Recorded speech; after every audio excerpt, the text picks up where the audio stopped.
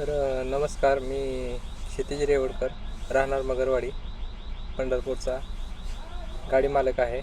माझा गाडी number MS13 EP2565.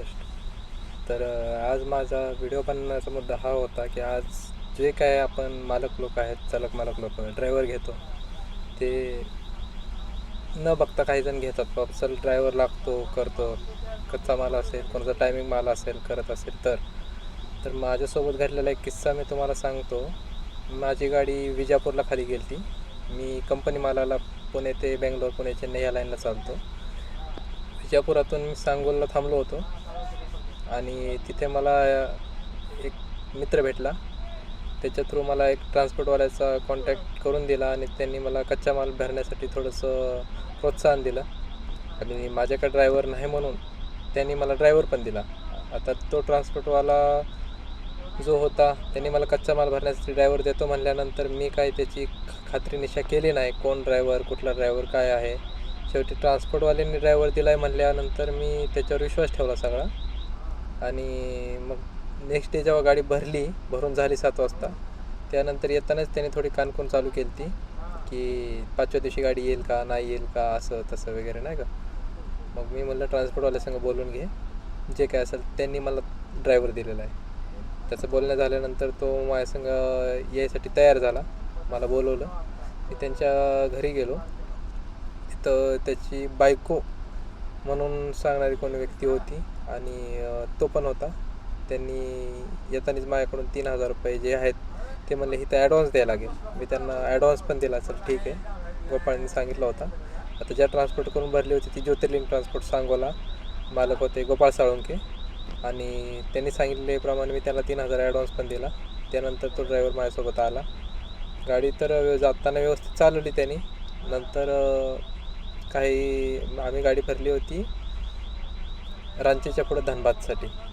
मग यवतमाळपर्यंत गाडी चालवल्यानंतर नागपूरपर्यंत मी थोडीफार चालवली, नागपूरच्या पाठीमागं. तिथून तो बसला आणि नागपूरच्या तिथं गेल्यावर माझ्या गाडीचं टायर पंक्चर झालं होतं. त्यांनी चेक काय केला नाही आणि मग मी उतरल्यानंतर गाडी चेक करस तर हा हॉटेलमध्ये गेला. त्या हॉटेलचं नाव मला ॲक्च्युली लक्षात नाही आहे, संकेत हॉटेल का असं काय वगैरे आहे, मला लक्षात नाही. त्या हॉटेलमध्ये हा गेला स्टिंग पिण्यासाठी म्हणत होता, पण आत गेला. माझा फोन ह्याच्याकडे होता. आता फोनचा विषय असा झाला की घरातून निघताना ह्यांनी ह्याचा फोन दिला बायकोकडे, ह्यांच्याकडे फोन नाही म्हणून, आणि मला सांगितलं की आम्हाला काय अडचण असेल तर तुमचा फोन वापरायला द्या. मला त्या नात्याने मी मंजूर झालो. मी त्यांना फोन वापरायला सुद्धा दिला आणि त्यानंतर त्यांनी माझा फोन घेऊन हॉटेलमध्ये गेला.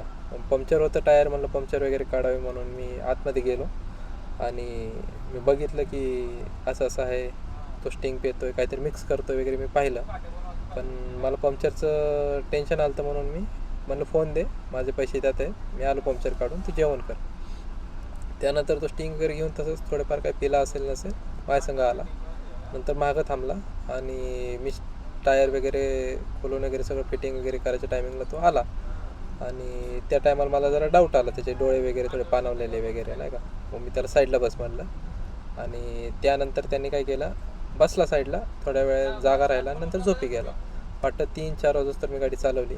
मला माहीत होतं पिल्यानंतर आता माणूस कसं चालवेल माहिती नाही. येताना पण ह्याच्या हातून एक टूब फुटली. त्यानंतर तेच पंक्चर म्हणलेलं, ती टूब पूर्ण ही झाली ती. आता ठीक आहे, रोड आहे, गाडी लाईन आहे, चालत राहते, त्याचा पण विषय नाही. नंतर मी रायपूरच्या पाठीमागेपर्यंत मी गाडी चालवली. ह्याने फक्त एक 100 किलोमीटर गाडी चालवली असेल. रायपूर पास करेपर्यंत ह्याने दुसरी एक टूब फुटली. ह्याच्यातूनच कशी फुटत होती, हा सारखा फोन यूज करायचा, व्यवस्थित ब्रेक वगैरे करत नव्हता, गाडीचे हब गरम होत होते. काही प्रॉब्लेम गाडीचे असतील किंवा त्याचे असतील, पण मी त्याला समजावत होतो, त्यांनी त्याप्रमाणे केलं नाही. जाताना थोडी किरकिर होत होती. त्यानंतर ह्यांनी म्हणलं फोन काय वापरू नको, साईडला बसल्यानंतर फोन वापर. त्यानंतर हा म्हणला ठीक आहे, फोन काय वापरत नाही. मी झोपल्यानंतर हा हळूहळू बोटाने फोन सरकवत इकडे घेत होता. मला हे जाणवत होतं, पण आता जाताना गरज आहे त्यामुळे मी त्याला काय बोललो नाही. आणि विशेष म्हणजे जाताना गेलो कसे करत आम्ही. त्यानंतर गाडी पहिल्या ठिकाणी राहुल केल्याला खाली करायची होती. राहुल केल्याला गाडी आम्ही खाली केली. तिथून आम्ही कॅश घेतला 28,000 रुपये, तुम्ही माझ्या बेड खाली ठेवला. आणि त्यानंतर आम्ही निघालो. थोडा चोर रस्ता वगैरे काही आहेत, सिंगल रोड आहे वाटतं धनबादला जाताना, त्यामुळं गाडी त्यांनी चालवत होता. मी झोपलो साईडला आणि झोपल्यानंतर एक थोड्या अंतरावर काही गेल्यानंतर एक जंगलात त्यांनी गाडी एका ठिकाणी थांबवली आणि तिथं गेल्यावर तो साहिल दाबा काहीतरी म्हणला होता जाताना, पण मी काही चेक केला नाही. तिथं थांबल्यावर तो भरपूर वेळ आलाच नाही. गाणी वगैरे चालू होती. मी उठलो, गाडीला राऊंड मारून आलो, चेक केलं, हा कुठे दिसेना, फोन पण नाही माझ्याजवळ. मी ह्याला आल्यानंतर संध्याकाळी मला डाऊट आला, हा 100% पियाला गेला असेल किंवा फोन घेऊन कुठे गेला काय कळना मला. मी आल्यानंतर ह्याला म्हणलं फोन वगैरे काही यूज करू नको तू, माझा फोन माझ्यापाशी राहू दे. त्यानंतर ह्यांनी ड्रिंक केली ती, ह्यांनी मला ऐकवायला चालू केलं की मालकानेच मोबाईल द्यायचा असतो, असा असतो तसा असतो वगैरे नाही का. मला काही ते राहवलं नाही. मग मी त्याला बोललो, नाही तू फोन काय यूज करायचा नाही, तुला बोलायचं आहे तर साईडला बसून बोल आणि माझ्यासमोर बोल, फोन काय घेऊन जायचं नाही, तुला पटत असेल तर कर. त्याने त्यात तसंच ऐकत होय नाही बातचीत करत तसंच नेला. त्यानंतर गेल्यावर गाडी खाली केली, तिथून आम्ही कॅश घेतला. दुपारी 3 वाजता ह्याची गडबड होती घराकडे येण्याची. मी म्हणलं थांब थोडं काहीतरी माल बघून जाऊया, आपल्याला नाही परवडणार. गाडी भरायला गेलो. तिथं पण हॉटेलवर जेवायला गेल्यावर जेवण करून आल्यावर हा परत तिकडे गेला आणि साईडला जाऊन आल्यानंतर मला परत डाऊट आला. बोलण्यावर म्हणलं तू दारू पिलाय का, तर बोलला मला नाही, दारू नाही पिलो मी. मी बोललो नाही तू पिलाय म्हणलो, तुझा आवाज चेंज झाला आहे. तर बोलला नाही मी पिलोच नाही. बरं ठीक आहे म्हणलं. रात्री पण काय बोललो ना. सकाळी भरून निघाल्यानंतर दुपार झाली आम्हाला, 3-4 वाजल्या ट्रॉफिकमध्ये धनबादवरून निघताना. आणि तिथं ट्रॉफिकमध्येच ह्याला गडबड झाली की मला विमल खायची. आता दिवसभर ह्याला विमल घेऊन दिली ती मी. आम्ही यायच्या आधी जेवण पण केलं, जेवण गेल्या हा म्हणू शकत होता, पण तिथं नाही घेतली त्यांनी. तिथं बहुतेक काय ते पियाचा ठिकाण होता, तिथं उतरला आणि जबरदस्ती गाडीतून जबरदस्ती पैसे वगैरे असं घेऊन नाही का. मी त्याला नको म्हणतो, पुढं घेऊन देतो, तरी पण माझ्या देखत ते चिल्लर जे काय पैसे होते 10-20 रुपये 30 रुपये ते घेऊन आणि त्याच्याकडे विमल खायला म्हणून खाली गेला. आता गेला खाली हे करायला आल्यानंतर मला डाऊट आला, हा पिऊन आला 100%. बसल्यानंतर मी म्हणलं त्याला स्पष्ट सांगितलं, तू काय नाटके करू नको, मला सगळं कळतं आहे वगैरे. त्यानंतर त्यांनी जास्त कारवा केला आणि बायकोला फोन लावला. म्हणला असं बोलत आहेत, मी इथूनच उतरेन, असं करेन तसं करेन. मी त्याच्या बायकोला सांगितलं असं आहे, हा माणूस ड्रिंक करतो आहे.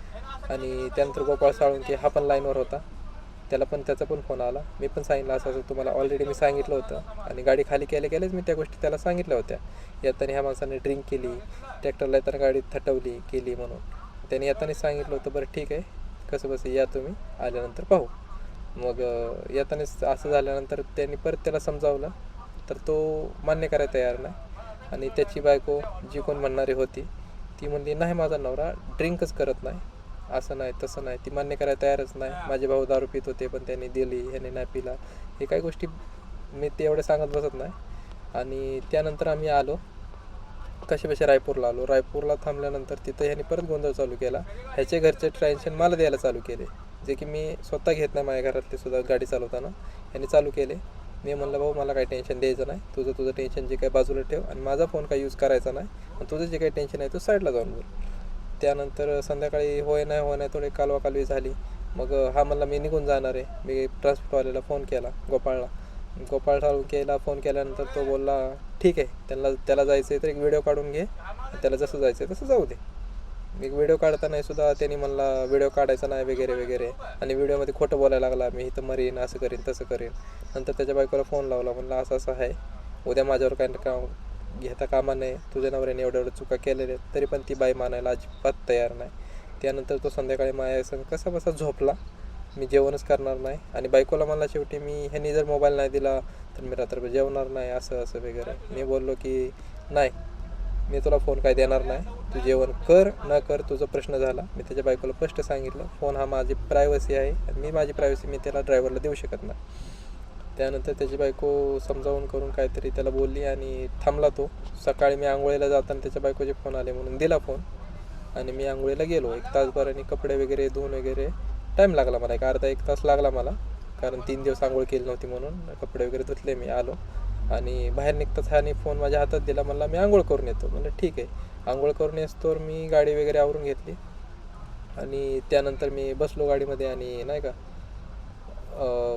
भाडं वगैरे नियोजन लावलं. गाडी आपली भरायची होती मेडिसिनला. मी कॉन्टॅक्ट नंबर घेतला. पार्टीला मी 20 किलोमीटर एक्स्ट्रा सांगितले की ह्याची आंघोळ वगैरे आवरावरी नाश्ता वगैरे वस्तूर म्हणून. 50 किलोमीटर होतं, मी सांगितलं 70 किलोमीटरवर यायला लागली गाडी म्हणून सांगितलं. अर्धा 1 तासाने पार्टीचा परत फोन आला, गाडी कुठे आहे? मी म्हणलं आली आहे, म्हणलं 10-15 किलोमीटर आली, थोडं ट्रॅफिक आहे, येतो आहे. मी ह्याला बोलवायसाठी गेलो, बाथरूममध्ये हा कुठेच दिसला नाही. मी सगळीकडे आजूबाजूला आवाज वगैरे पण दिला, असं असं आहे तसं आहे म्हणून. कुठंच तो गावला नाही, टपरीपाशी नाही, कुठं नाही. साईडला एक पेट्रोल पंप होता. शेवटी मी त्याच्या बायकोला फोन केला. त्याच्या बायको देखत पण पुढं जाऊन शोधण्याचा प्रयत्न केला. ओरडलो इकडं तिकडे, त्याच्या नावाने नवनाथ नाव होतं, नवनाथ नवनाथ म्हणून ओरडलो, कुठेच दिसला नाही. नंतर मी डिझेल टाकलं आणि त्याची बायको म्हणल्याप्रमाणे मी गेलो भरायला. बायको म्हणली तुम्ही जावं भरायला, त्यांना चक्कर वगैरे आली असेल तर उठले की सांगते. बरं ठीक आहे म्हणलं. भरायला गेल्यानंतर बरोबर 2:30 वाजता बायकोचा फोन आला मला, असं असं आहे आणि माझा नवरा जो आहे तो शुद्धीवर आत्ता आला आहे, त्याला दवाखान्यात नेलं आहे आणि कोणतरी आजोबा होते आणि त्यांना दवाखान्याला काही खर्च झाला होता, मी टाकला आहे म्हणून.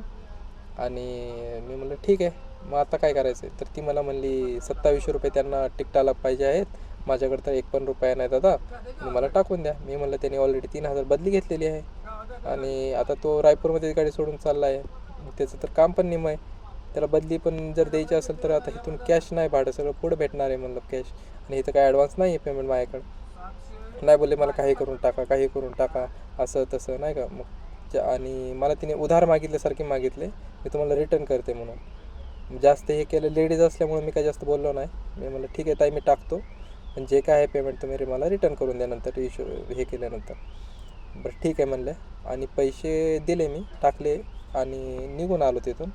आणि दुसऱ्या दिवशी मी संध्याकाळी घरी आल्यानंतर मी चेक केलं कॅश जे काय होतं तिथून भाडं वगैरे सगळं घेतलेलं. येताना मी 35,000 रुपये ऑनलाईन पण टाकलेले एक ठिकाणी आणि 10,000 रुपयाची बंडल त्यांनी पण मोजला, मी पण मोजलेला होता. येताना फक्त एका धाब्यावरती 2 तास झोपलो. तिथं पण वॉचमॅन होता, पार्किंग देऊन झोपलो होतं मी. सकाळी 3ला पण बरोबर त्यांनी उठवलं, 1ला झोपलेलो. आणि त्याचा मी आल्या कॉल म्हणजे आजोबांना पैसे दिले. पैसे दिल्यानंतर मग सांगितलं बाबा मोजून घ्या, 10,000 रुपये आहेत ते म्हणून. तर आजोबा म्हणले हे 6,000 रुपयेच आहे, 6,300 आहेत. पण मी म्हणलं 6,300 कसे काय, 10,000 असतील. पुन्हा मी पण मोजले, तेवढेच होते पैसे. मला डाऊट आला, मी गाडीत जाऊन चेक करून आलो पहिले गाडीत पडले वगैरे का म्हणून. मला गाडीत तर पडलेले नाही, रबर पण तुटलेला होता त्या बंडलचा घेतानाच. मग मी त्याला फोन केला, म्हणलं गाडीत पैसे नाहीत म्हणलं, त्याचे बायकोने उचलला होता. म्हणलं असंच झालेलं आहे. ती म्हणली मला नाही दादा, मी त्यांचे पूर्ण किस्से वगैरे चेक केलेत, असे केलेत आणि ते पैसे वगैरे कधी चोरी करत नाहीत आणि ते पैसे घरातले पण 10 रुपये पण मोजून घेतात आणि विचारून घेतात, असं करतात तसं करतात. मी म्हणलं नाही, गाडीतले पैसे गेलेले आहेत. आता तुझं इतक्या टायमापत्र मी ऐकलं. येताना त्यांनी ड्रिंक केली तर तू म्हणली त्यांना कोल्ड्रिंक खूप आवडतात. ऐका आता फक्त. मी म्हणलं त्यांनी कोल्ड ड्रिंक करत होता, तर त्याची बायको स्टार्टिंगपासून काय म्हणत होती, त्यांना कोल्ड्रिंक खूप आवडतात. आता ज्या व्यक्ती त्याच्या 12 तास 24 तास तोंडात गुटखा मावा तंबाखू हाच खात राहतो, तो माणूस कोल्ड्रिंक कसा काय पिऊ शकत. बरं ठीक आहे, आणि तो पण मी कोल्ड्रिंक दिल्यावर त्याला पिऊ नाही वाटत, साईडला जाऊन एकट्यासाठी पिण्यासाठी त्याला कोल्ड्रिंक लागते. आता जो माणूस ड्रिंक करणार त्याला माहीत असतं बाबा कोल्ड्रिंकमध्ये मिक्स करून कसं प्यायचं, काय करायचं, या गोष्टी त्यांना माहीत असतात. मग त्याची बायको मान्य करायला तयारच नाही. मी म्हणलं घरी तुझ्या नवऱ्यांनी पैसे माझ्या गाडीतले चोरले. त्याची बायको बोलली नाही दादा, मी आलेले चेक केले, त्यांच्या खिशात 1 पण रुपया नाही, 1 पण रुपया नाही बोलली. मी म्हणलं नाही, त्यांनी चोरलेत म्हणलं, कारण आमच्या दोघांव्यतिरिक्त आता तुझी दारूची वगैरे गोष्ट सगळी मी मान्य करू शकतो, ठीक आहे, मी बघितली नाही बघितली, पण आता पैसे मोजून ठेवलेले आम्ही दोघेच गाडीमध्ये होतो, दोघांव्यतिरिक्त तिसरा माणूस या गाडीतच नाही, मग घेणार कोण. तर नाही बोलली दादा, मी त्यांचे चेक केलेत आणि मी एकदा विचारते. घरी गेली, विचारलं, तो माणूस बोलतो नाही, मी चक्कर येऊन पडलो होतो, असंच झालतो, तुम्ही बघायला पण आले नाही, हेच नाही तेच नाही, आणि मला माहिती नाही तुमचे पैसे.